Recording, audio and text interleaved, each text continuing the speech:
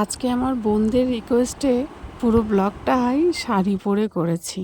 আর তোমরা কি ভাবছো সবসময় আমি শুয়ে থাকি? না, দেখো কত কাজ করতে হয়। চলো আজকের ব্লগটা দেখতে দেখতে তোমাদেরকে আমার মনের কথা একটু শেয়ার করি। তো ভাইফোঁটাতে অনেকেই বাবার বাড়ি যায়, অনেকে ভাইদেরকে দাদাদেরকে নিজের বাড়িতে ডেকে নেয়। তো আমিও প্রত্যেক বছরই যাই। আমি কেন জানি না, আমার ছোটোবেলার বান্ধবীরাও আসে সেখানে। ওরা আমাকে দেখে কথা বলে না। ওদের কিসের এত অহংকার কে জানে, ভগবান জানে। তাও যদি নিজেরা খেটে কিছু করতো, আমি তো শুনেছি তাদের বরদের টাকাতে তারা খায়।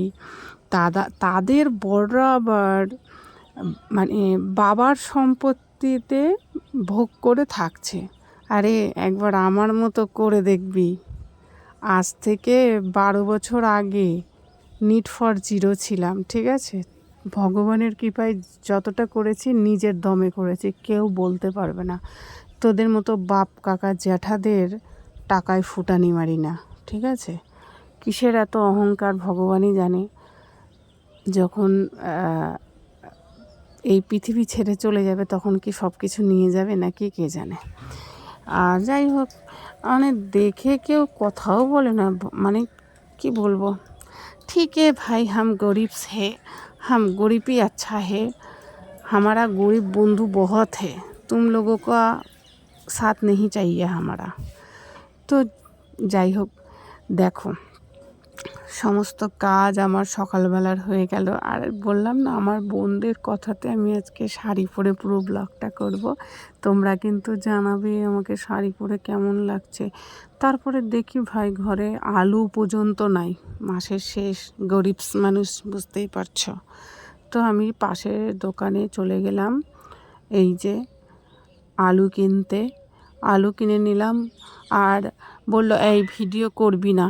আমি বললাম কেন রে, তোর দোকানটা একটু ভাইরাল হবে, বুঝতে পারলি, একটু ভিডিও করতে দে। তো ওর দোকানে সমস্ত কিছুই পাওয়া যায়, আমাদের পাড়ার দোকান। আমি ভাত বসিয়ে গিয়েছিলাম, এসে আলুটা কেটে সুন্দর করে ভাজা করে নিচ্ছি আমার মাটির কড়াইয়ে, কারণ আমি গরিবস।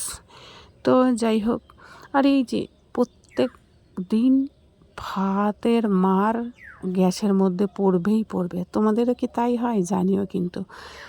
আজকে না একদম অন্য কোনো ডাল ছিল না, কলার ডাল ছিল, তাই কলার ডাল হচ্ছে পেঁপে দিয়ে ছুঁকেছি। আর এই যে দেখছো পুঁই শাক, এটা কিন্তু আমি খাবো না, বান্ধবী ফোন করে চাইলো যে তোর কাছে পুঁই শাক আছে দিবি তো। তো এই দেখো বন্ধুরা, আমার ডাল আর ভাজা হয়ে গেছে, দিয়েই হয়ে যাবে। আর যদি কিছু করি তাহলে ওই যে গতকালের মাছের ঝোল আছে, আর আগের দিন পাঁচমিশালি করেছিলাম সেটা একটু আছে, ওগুলো হলে কেউ খাবে না। আর এই যে গাড়ি সার্ভিসিং করতে যে দেরি হচ্ছিলো, তাই বৌদির বাড়িতে ঢুকেছিলাম, আর সেখানে দেখি এই কিউট মতো মুরগির বাচ্চা, কি ভালো লাগলো, তাই একটু ভিডিও করলাম আর তোমাদেরকে শেয়ার করলাম। ভালো